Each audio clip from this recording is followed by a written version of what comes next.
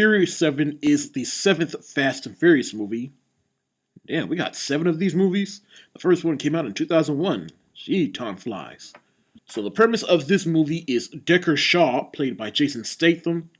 He is the brother of Owen Shaw from the last movie, and he is hunting Dom and his crew for killing his brother in the last film. So he starts picking them off by killing Han like he did in Tokyo Drift as seen in Fast 6. And so Dom wants revenge, but then Kurt Russell's character, Mr. Nobody, comes in telling him, hey, help us get this device, and then you can use this device to track down Shaw. And now we have our movie. Now for the positives. First of all, I like the fact that they expanded upon Dom and Letty's story from the last film. She is struggling with her memory, and she tries the best to help her get her memory back, and I like that plotline.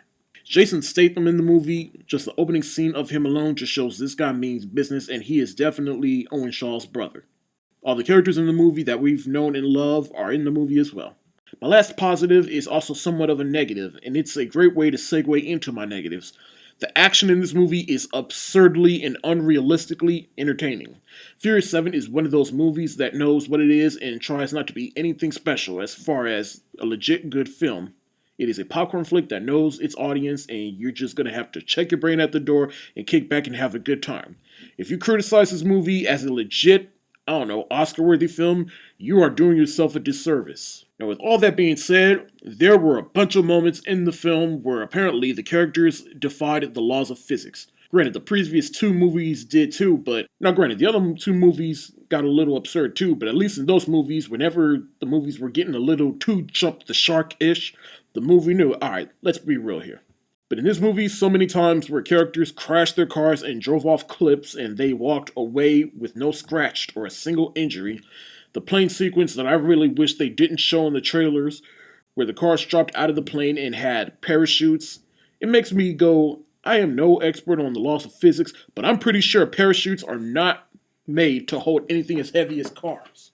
Cars jumping through buildings, characters apparently know how to fight. It's like this movie wanted to be the Expendables. My only other negative about this movie is that Lucas Black from Tokyo Drift is in Furious 7, but I wish not to mislead you. He's only in it for 5 minutes. And I feel like that was a wasted opportunity to make Tokyo Drift worthwhile, but they didn't do anything with it. So now I look back on Tokyo Drift as that one that doesn't really matter. And finally, let's talk about the elephant in the room, and that is how they handled Paul Walker's character. I say they handled it very well. And that is how they handled Paul Walker's character. I say they handled it very well. As most of you know, they brought in Paul Walker's brothers, Caleb and Cody Walker, in as stand-ins to finish his scenes that he didn't get to finish. Then they took footage of Paul Walker from the other movies and superimposed his face onto the body doubles of his brother. There were times in the movie where it was obvious, but there were times in the movie where it blended well. And hats off to Universal because they didn't capitalize off the death of Paul Walker. And I wouldn't blame them if they did, but they took the high road in all the marketing of the film. They put Paul Walker in the trailers as if he was still alive, and it even carries on into the movie. Somebody at the studio probably said, we need to put Paul Walker in all the trailers and marketing of the movie, so that it'll sell the movie and people will go to see it, blah, blah, blah, blah, this, that, and the third. But no, they didn't. I'm glad somebody had the good sense to go, no, we don't need to do that. In the very end, how they retired his character, it was definitely a good send-off to Paul Walker. I swear I got even a little choked up the way they did it, because the way they did it was beautiful. In the end, Furious 7, it is absurd in the action, but it was still a good movie.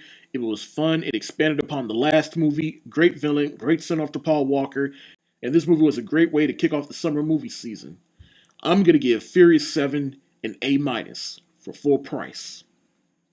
I'll do a spoiler review of Furious 7 so I can go into depth about my thoughts and opinions on Furious 7. Be on the lookout for that real soon. That's it for the day. You like what you see, subscribe to this channel, subscribe to my other channel. The links are in the description below. And be sure to follow me on Facebook, Twitter, and Tumblr, and Instagram. Peace.